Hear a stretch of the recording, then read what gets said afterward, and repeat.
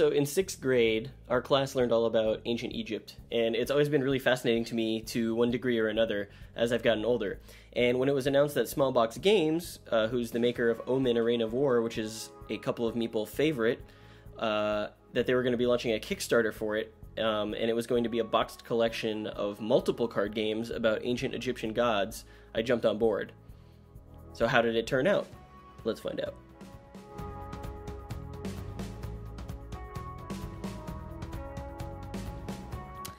So the Nile Ran Red, it's actually 3 games in one, which sounds like a pretty good deal, especially from one of our favorite publishers. So the box contains 3 different games. They all use different sets of cards, and they're all in the same package. And each game is themed around ancient Egypt's gods and their various followers, which are depicted as animals, which I really appreciated. There's like frogs and baboons and bears and some kind of crocodiles and I think there's like a bird in there somewhere. Osiris kind of bird, yeah. Yeah. So the 3 games that come in the box they're of variable player counts. There's a game called Crimson Sun, which is 2 players, Lords of the Sand, which is 2 to 4 players, and Rise of the First Dynasty, which is 3 to 5 players, which is a really nice mix of group and head-to-head style games that you can choose from. And they all use different cards, so you could actually have all 3 games going at once. Yeah. Straight out of the box. So I thought for this review it would be a good idea to sort of break down very briefly each game, one by one, and talk about it a little bit, and then maybe come back at the end and talk about the collection as a whole. Right. So we'll start with Crimson Sun. Crimson Sun is 2 players, like I mentioned, and each player is going to use cards that depict followers of 4 different tribes that are aligned to one of 4 different Egyptian gods to score points. In classic small box game design style, cards are going to be used for multiple different things. They're going to be used to take additional actions, they're going to be used to use special abilities, or be played to score points at the end game. Or they're going to be used to secretly bid to control one of the 4 centered temples that exist in this game that will also give you points, big chunks of points, at the end of the game. So the game starts with 2 players basically drafting from a 52-card deck. They're each going to get half the deck dealt to them, and then they're going to go back and forth and draft from small hands of cards, so that each player eventually will have 26 cards, but not the 26 that they originally were dealt out. And they won't know what half of the cards they're getting are, because when you're drafting, you hand the cards that you don't want to your opponent face down, and they don't get to see them, which is an interesting mechanic. I'm usually not a fan of 2-player drafts, but I think the sort of blind drafting thing here is actually pretty nice. Right.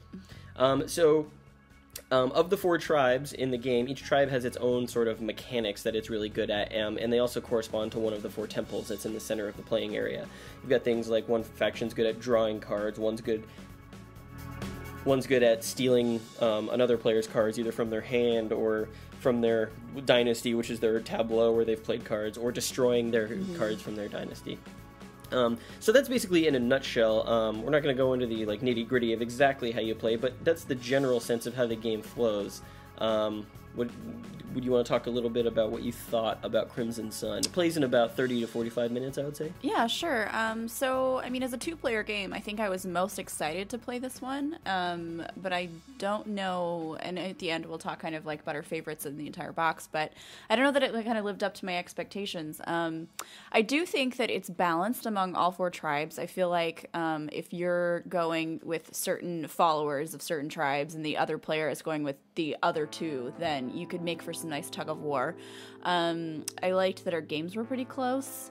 I think the decisions, I think there's a lot of decisions to be made turn to turn, because we didn't really get into the exact rules or mechanics of it, but there's definitely a lot of choice involved on each card. You can either discard a card and get both actions on it, or you can play it to your dynasty, which is what you're trying to get points in your dynasty, and then you can have abilities that go off from there. I think that every turn when you're drawing a card, whenever it is your turn, there is plenty for you to do, and I really like that. Yeah, it's got simple mechanics, pretty simple to learn. We were up and running real fast. It kind of reminds me of Omen in a lot of ways, and I'm going to be saying that a lot, and we'll revisit that at the end, but obviously it's the same designer, John Cloudis, right, who designed Omen, who designed this game, and It reminds me of certain mechanics are taken from Omen, the sort of hand management, how cards have multiple uses, right? You can use these cards for more actions, or you can use these cards for special abilities, or you can play them for points.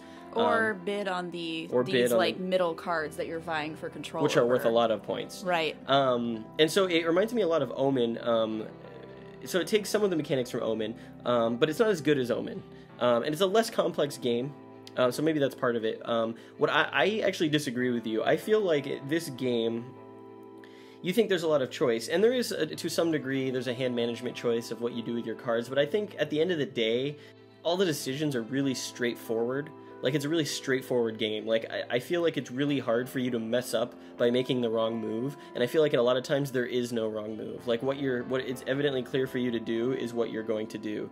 So in that way, it's not very complex, and I think that, personally, in the games that we played, I did find a level of frustration in that if you don't have the right card you need to sort of trigger the bidding for one of the center things, the game just kind of runs on autopilot, with you just trying to draw and find the card that will let you win the center temple that's already a foregone conclusion. Like, the tension of who's going to win that is kind of off and on, and so you can usually generally tell when someone's going to win based on the number of face down cards they put in front of it, and if you can't find the card that will flip the temple to trigger the battle there, you're just kind of on autopilot until you can find it. But I think what I think I like about that, though, is that it allows the other player to catch up. So I think that's part of the balancing of it, in that, like, sure, you could, like, set it up so that in 2 turns you get one of the temples in the middle, where you play like 2 of your cards, and then the next turn you play the card that triggers the thing to go without even giving the other person a chance to put the cards down. But if you don't have that card, then yeah, like, the game is going to go on until that person decides to trigger the end of it. So I don't know. That didn't really bother me that much. It's funny, this one I think we both have sort of split opinions about, but we both enjoy it. Yeah. Like, enjoy it somewhat. Right. Yeah. It's pretty funny, I think, yeah. So let's, like, really quickly, Crimson Sun, and just like we said, like, we haven't explained every rule at all, so there's a lot more to it than that, but it's just kind of like the gist of it. So the next game we'll talk about, we'll just keep going up in terms of how many people can play it, is Lords of the Sand, and that's actually for 2 to 4 players. So each player starts by picking one of the 4 gods who has special powers that they can use in each phase of the game, which is centered around a certain mechanic. So, for instance, there's Anubis. There's Anubis, god of the dead, and his primary abilities are focused around retrieving cards from the discard pile or putting them there, and then if he does a certain number, then in the obelisk step, he's going to get an obelisk. So that's actually the point of the game, is to get as many obelisks as you can and rack up as many points as you can based on whatever faction your god is. Exactly. So you're going to play... So the other type of card here you've got are units, and units belong to a one of 4 types and worship one of 4 gods. So you've got sort of 8 different archetypes of cards, essentially. And you're going to play these units. You can play them to be your faction's leader, your god's leader, or to your court. And there's different effects based on where you play them. You earn resources at the beginning of each turn, depending on who your leader is, and cards in your court sort of go towards triggering your god's, your special ability, basically. Right. And so you're basically playing them to those spaces. They sort of fuel the unique mechanics that each god has. And at the end of the game, you'll earn points for what types of cards you have in your leader and court spots. In addition, like you said, you're trying to build obelisks by fulfilling your god's sort of ultimate in a single turn mechanic. It actually reminds me a lot of the feat mechanic in Omen, where you're trying to achieve a goal on your turn by doing certain things and to score points, essentially. Oh, that's true. That's true. And the other thing you can do is you can play your units for special abilities by discarding them, and that can fuel into how those mechanics play out. But it's kind of a resource management card playing thing that they've got going on. Yeah. I think the design, the goal of the design anyways, like how this game was envisioned, is actually pretty clever and pretty unique in terms of card games. It feels, in the same way that Omen was clever and unique in sort of not following the same sort of tropes and stereotypes that head-to-head card games follow. Right. There's some interesting ideas here. And, like, paying for cards, for instance, is different in this game. Yeah. That said, I feel like the execution of this game is really frustrating and, like, really hard to keep track of mentally. It's like really taxing. And the reason for that is the phases as they're outlined in the rule book aren't like, they don't intuitively follow one another, and god abilities sort of trigger. There's a lot to, what I'm trying to say is there's a lot to keep track of on each turn. And so like the god abilities trigger at different phases during the turn depending on what you're doing, and like keeping track of the correct order in which those things happen, and then keeping track of like the number of things that you've done in order to build an obelisk is like an exercise in like really painful mental math. Yeah, I think even after we played this, I said, I feel like I just took a calculus test. Yeah. Which I don't know if I want to say that after I played a game, but definitely felt that way. It's cool because it's like it's all about like cascading chains of cards. So like you'll play a card and that will lead to 2 other cards triggering, and that will lead to your abilities of your god triggering, and that will lead to you scoring an obelisk at the end of the turn. Right. And in principle that is like a cool idea, but like the amount of stuff to keep track of precisely because it is a non-standard like card game is like really exhausting, at least for me. Yeah, I found it to be mentally taxing as well. Especially since every god has different effects that happen for each ability. And on top of that, you need to pay attention to what is the other person is playing, because there are a lot of cards that let you either exchange cards from the other player's tableau, and then like when you pick that up, like that makes another effect happen. So it's almost like you have about 5 decisions to consider or more when it's your turn to like figure out the best way to do it. So it's definitely like a logic game.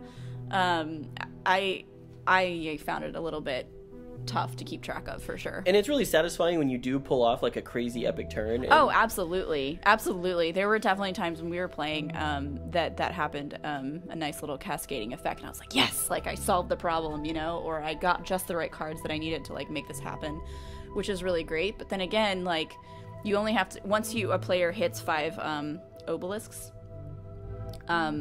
then that triggers the end game, and so the other person only gets 1 more turn. So I feel like by the time you've like figured out that logic puzzle, it's almost like not even fun because the game's over. Yeah. And a lot of that like thinking ahead and trying to figure out what to do like really slows the game down. Because you're constantly referring to the reference sheet of your god, you're constantly trying to figure out what cards your opponent has in play. Like there's a lot of just like slow reading and trying to comprehend all of the game states so you can take your turn in the most optimal way possible, and your opponent's just kind of sitting there like waiting, twiddling their thumbs. Yeah. And we only played this version with the 2 players. I can only imagine with 4 players that would even be more frustrating because you have to wait for 3 other people to play. That said, I do think with 3 or 4 players, there is more investment into what cards you're drawing and trying to keep, because when you're playing 2 players, half of the deck is kind of useless, or it can be kind of useless because of the type and god that certain cards worship. So right. Essentially, you're really only caring about half the cards to sort of power your god's mechanic. And you have less to choose from if you can like choose cards that have been discarded and that kind of thing. Exactly. Right. So really hit and miss with me, this particular game. Like, I really wanted to like it because I think it's a cool design, but like I said, the execution is just, it really fell flat for me. I felt like the mechanics were completely different and interesting, and like I love that and like almost want to reward that, but actually playing it was really tough. So I agree with you on that one. And I do want to say that in both of the previous games we've talked about, there is something that I think is kind of a big flaw to both of them, and that is there's a timer mechanism to both, in the sense that there is a certain game state that will trigger the end of the game, and both of those game states can be reached even if both of the players did nothing for the entire game. So in Crimson Sun, anytime your deck runs out, like, it automatically triggers one of the 4 temples. So even if you just did nothing except drew cards and played them in really horrible ways or discarded them or whatever, the game would eventually end simply by the fact that once decks run out, it flips a temple. And so it's similar, I think, in Rise of the, or in Lords of the Sand, it's the same thing. And basically what happens is once you play, like, the obelisk condition is either do this really complicated thing with your god's ability, or just have a full court and leader slots, which is really easy to achieve. Yeah. And that will get you an obelisk. And so I feel like there's a little bit of, like, the design of the games, like early on, like they had these cool mechanics, and then there was this like John figured out that like, oh, okay, well these games could go on forever if I don't figure out a way to end the game artificially, just after a certain amount of time. And to me, that's a really big flaw, because a lot of the tension of like trying to do what the game wants you to do and play the game well is undermined by the fact that you can play the game like shit and still have the game end simply because it's designed to do that. Right. So it doesn't feel like there's a full commitment to the developed mechanics. Right. The mechanics are so complicated and take so long to set up that it's like I said before, like by the time you get it down and like want to get going with it, like the game's over, and that's kind of lame. Yeah, and like on the one hand, I appreciate that he didn't want the games to go on forever, but on the other hand, it's like they're not deep enough to play that long, and so they'd get really boring if they were protracted long things, and so, but it does take the tension out of like going head to head with people, so that's kind of unfortunate. So the last of the three is called Rise of the First Dynasty, and this one is a game for 3 to 5 players. So we actually, even though this is a couple of people, we did test it out with some of our friends. It would be irresponsible for us not to have played this when talking about the overall package here. Right.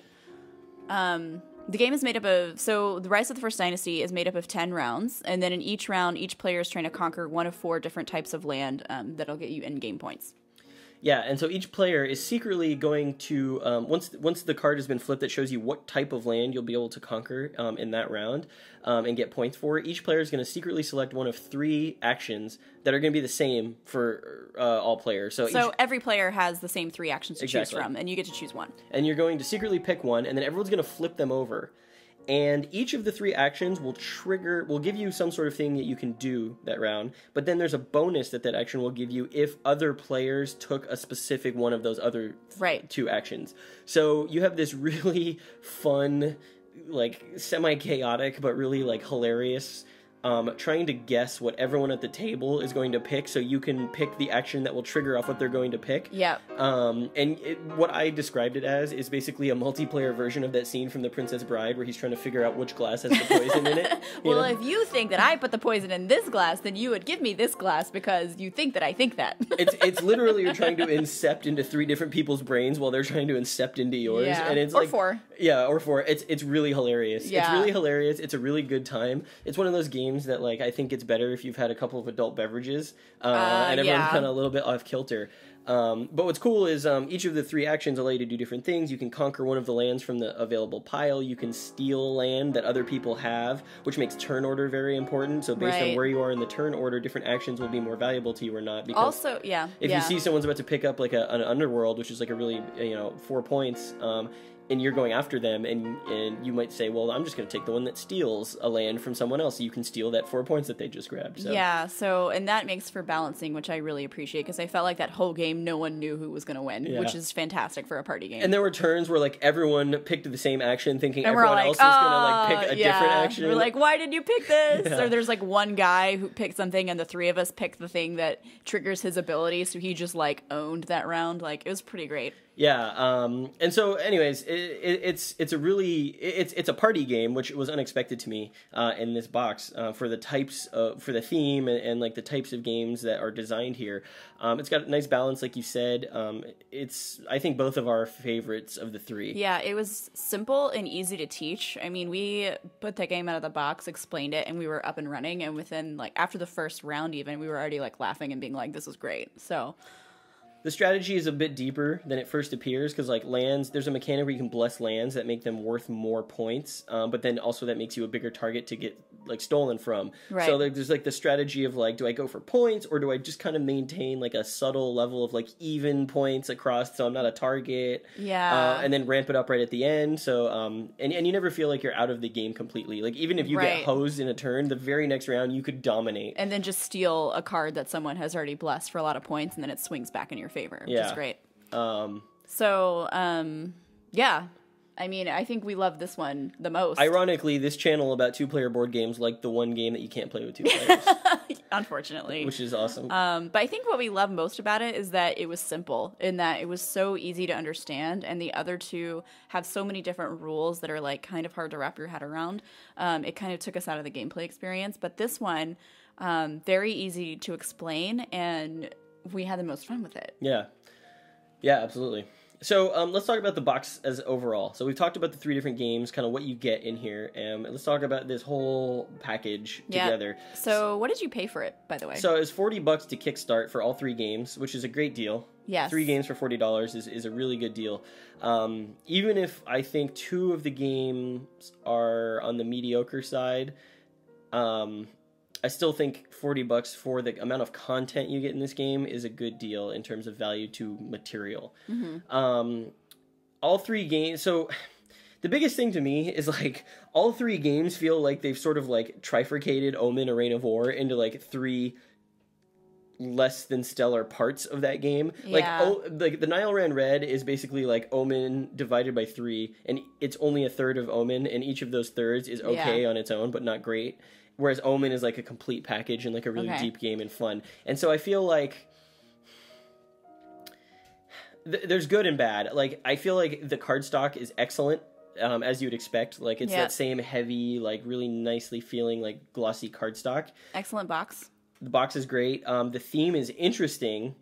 Ancient Egypt gods. I thought that was a cool theme for 3 card games that sort of exist in this like box. But I feel like the art is really mediocre and uninspired, which is a real shock to me because like the art in Omen was like, I went on and on about it. It was fantastic. And it's the same art team that did the art in this game. I would assume they'd be different. I got that feeling. Interesting. It just feels like they templated the art for each game. Like it feels like they took a template for like, and there were 3 different templates and they used one template for each game. So like all the games have different like art and different creatures on them, but they're all like in the same pose or from the same perspective. And so there's not a lot of I think they were going for that hieroglyphics like kind of look. That's why they're all like looking like that. And I think they failed. Like hieroglyphics are very square and angular, and a lot of this art is kind of like blended and rounded, and like I thought you just meant like the position of like they're taking. That's the other thing. Is like the art lacks a lot of like dynamic to it. There's not a lot of dynamic visuals. It's just a lot of creatures in the same pose doing the same kind of thing.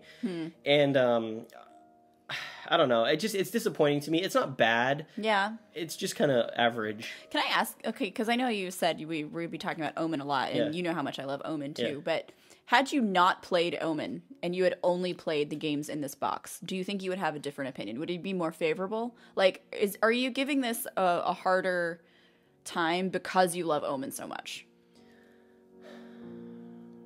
Because you know what the designer is capable of?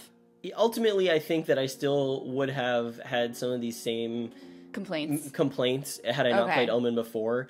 Because you kind of have to judge it on its own, right? I am. Because a lot of people like haven't played Omen. It's hard to find, for one. I think on their own, the only game that I feel like I would play and come back to is Rise of the First Dynasty. I agree. I feel like the other 2 are they kill time, but they're not like particularly something I like had a ton of fun with, and I'm like, can't wait to play that again. Yeah, like, okay. But I think for $40, you could bring this whole box, which isn't very big, to a game night and have 3 different groups playing 3 different games and be satisfied. Yes, and that is one of the strengths of the Nile Ran Red. So definitely a good value. Yes. But I agree with you that I love like one of the games more than the others.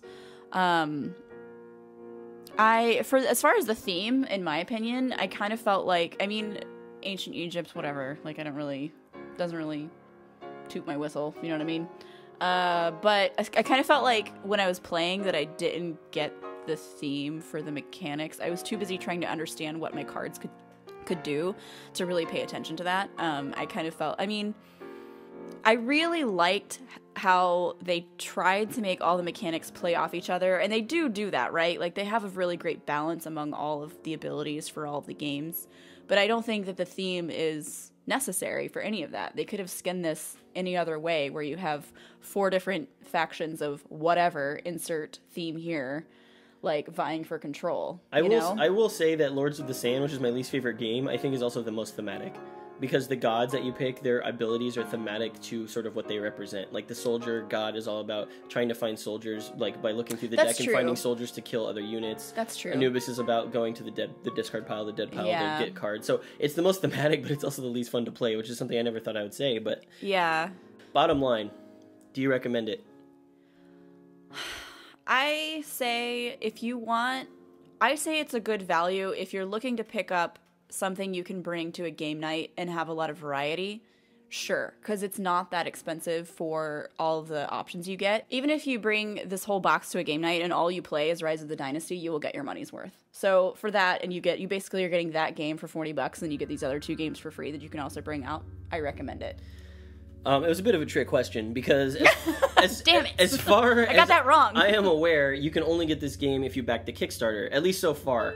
I don't know of any plans for Small Box Games to sell this through their website. I hope that they do, so that I can find an audience. But as far as I can tell, and what we've been able to find out, the only way you could get this game is if you backed the Kickstarter a couple months ago. And obviously that's over because we have our copies. Yep.